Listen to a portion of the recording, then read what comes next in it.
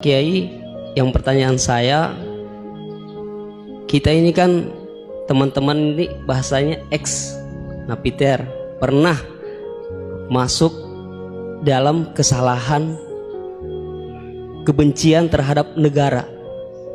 Bahkan diantara kita ini ingin membentuk negara sendiri, ya kan? Apalagi kami dari Poso, terutama MIT Mujahidin Indonesia Timur, itu pengen bentuk komunitas bahkan negara di Poso gitu. Artinya ada kebencian-kebencian. Nah, bagaimana? Karena kami dulunya punya doktrin negara ini negara yang togut gitu. Negara kafir yang wajib untuk kita perangi, kita musuhi, dan orang-orang yang berkembang kita pokoknya kita basmilah sampai tegak negara ini, negara Islam versi kami saat itu. Nah, mungkin ada pesan atau ujangan nasihat untuk kami ini untuk semakin kuat, ataupun ada kisah-kisah ataupun ayat-ayat yang menjelaskan bagaimana kita itu harus sungguh-sungguh mencintai negara kita yang kita cintai ini. Kemudian yang kedua, Pak Kiai, terkait masalah ihsan ini seperti apa? Karena mahwal Islam, mahwal iman. Nah, ihsan ini kita mungkin yang belum terlalu kami pahami. Apa itu ihsan yang kata Nabi, anta'budullaha ka'annaka tarahu fa illam takun tarahu fa innahu yarak. Mungkin ada penjelasannya, Pak Kiai, Gus. Mungkin hanya ini yang dapat saya sampaikan. Assalamualaikum warahmatullahi wabarakatuh. Namanya siapa tadi? Imran. Ya. Imran. Bismillahirrahmanirrahim. Ya, yang rileks saja ya.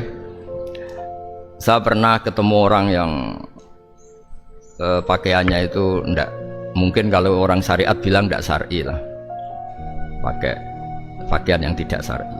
Tapi dia muslimah, dia ke masjid. Saya ditanya sama seseorang, Gus, kok sama orang gitu mau bertemu gitu. Karena saya bilang, kenapa? Dia pakaiannya enggak islami gitu. Oke, dia tidak pakaian Islam itu nyata, tapi dia ke masjid itu Islami, tetap sholat itu Islami. Ketika dia ingin sholat dan tetap sholatnya pakai takbir, pakai rukuk, pakai sujud itu Islami. Wong setelah di masjid ya pakai mukena, pakai. Kalau sama-sama nyata, Anda kan boleh ngingat sama-sama yang fakta. Gitu. Dia punya kesalahan dalam berpakaian, dia punya kebenaran dalam sujud, dalam rukuk, dalam ibadah. Dan itu tradisi Quran. Quran ya cerita famay ya'mal mithqala dzarratin khairan yarah wa may ya'mal mithqala dzarratin syarran yarah. Apa susahnya sih ingat dua-dua sisi itu? Sama bernegara atau bertetangga, kita bayangkan jangan bernegara dulu, terlalu luas, bertetangga saja ukuran. Karena nanti sama, bernegara sama bertetangga itu hadisnya sama. Kita di kampung itu ya ada masjid, dan orang-orang yang nggak sholat juga nyumbang masjid. Bahkan ada yang nyumbang masjid banyak terus tidak sholat karena keramik saya sudah sholat katanya. Saya pernah ketemu orang model gitu itu ya ada. Jadi, tapi ada juga yang sholat terus tapi nggak pernah nyumbang masjid. Ya orang banyak. Intinya itu Allah itu punya tradisi, punya sunnatullah. Kebaikan ya dihitung, kejelekan juga dihitung. Dulu ketika Rasulullah SAW hidup bersama komunitas yang majmu', itu sebetulnya permintaannya Nabi, jangan halangi kami saat mau beribadah. Dulu sampai perang karena mereka menghalangi. Sebenarnya problem mereka wa yasudduna an sabilillah, menghalangi. Sebenarnya kalau dulu saling toleransi ya gak ada masalah. Artinya ketika Anda ingin sholat di Indonesia gak dihalangi, ingin pengajian gak dihalangi, sebenarnya ini gak ada masalah.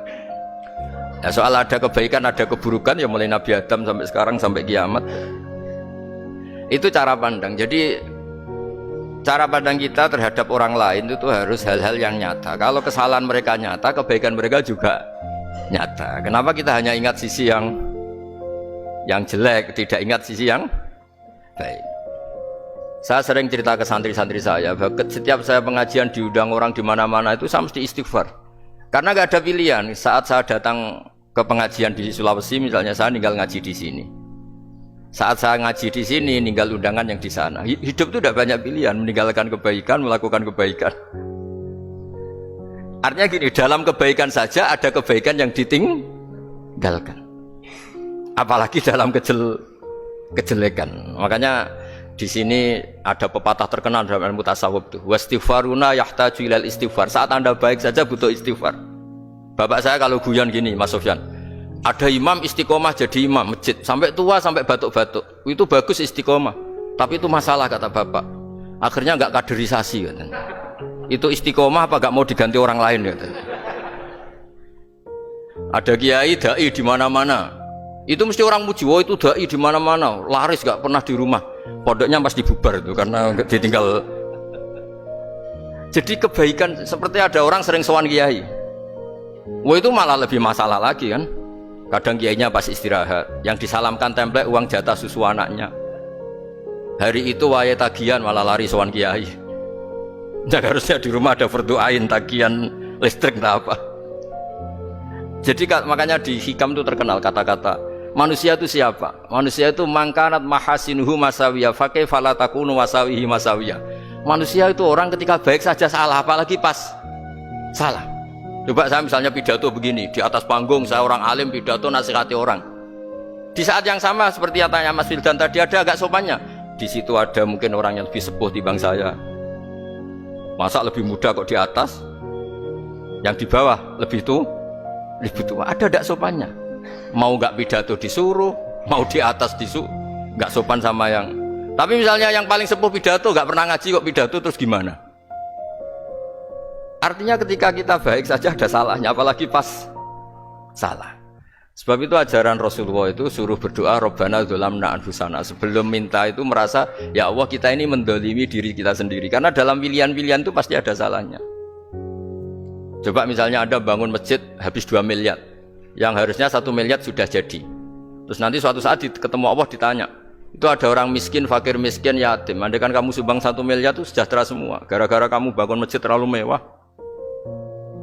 Ya tapi kadang-kadang orang kebaikannya itu orientasinya bangun masjid, gak tertarik nyumbang fakir.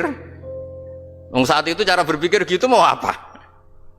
Tapi kalau dia kumuluhur manusia terbaik karena bangun masjid 2 miliar, coba diaudit secara kepentingan syar'i. Penting mana dengan ngasih makan fakir miskin? Penting mana dengan menikahkan janda misalnya? Penting mana dengan pendidikan?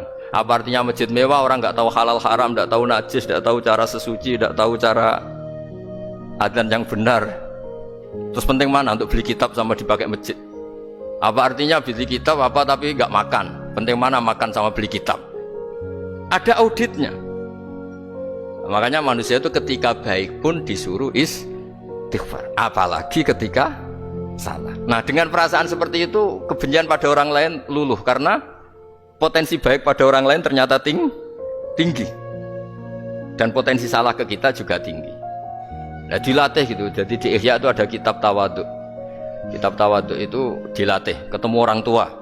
Gua aksaru ibadatan, dia mesti ibadahnya lebih banyak karena lebih tua timbang saya, pasti sholatnya lebih lama timbang saya.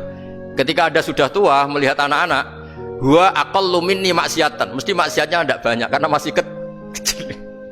Terus ketika melihat orang fasik maksiat, la Allah yatubu alaih fa innallaha tawwabur rahim, mungkin Allah memberi tobat, bisa saja. Umar itu ingin bunuh Nabi, tapi Allah memberi tobat. Yang sowan kiai saja tidak mesti dapat tobat. Umar ingin bunuh Nabi, tapi Allah memberi tobat. Akhirnya ya tobat jadi Islam yang baik. Dalam sejarah Wali Songo, Kalijogo sowan Sunan Bonang itu ingin garong, tapi malah jadi muridnya jadi wali. Kalau Allah sudah menghendaki tidak ada ya. Perang Uhud orang Islam kalah itu karena panglimanya siapa? Khalid bin Walid. Tapi dia malah yang dapat hidayah. Nah sama orang yang sekarang Anda benci bisa saja Allah merencanakan ada apa? Hidayah di situ. Dan kita yang merasa benar jangan saja ada rencana Allah bikin kita su'ul khotimah, na'udzubillah min dzalik, kan tidak pernah tahu. Nah dari tidak pernah tahu itu orang diusahakan tawaduk. Wa ma adri ma yuf'alu bi wala bikum, kita tidak pernah tahu. Makanya meskipun saya ini kiai terus kata orang banyak itu ketok, kalau istighfar jangan nangis betul ya. Cuma kan nggak perlu di depan umum. Nanti ada penampilan kan ribet kan nanti. Sudah nangis gak ikhlas, gak mutu. Ya gitu ya.